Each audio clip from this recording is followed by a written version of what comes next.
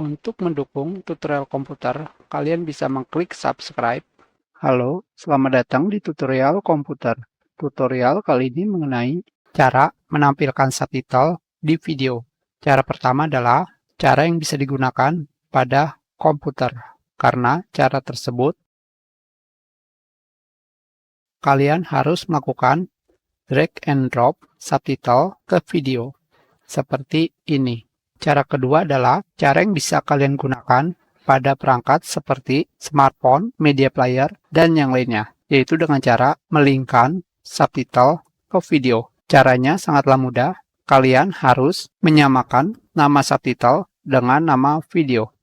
Kalian bisa klik kanan,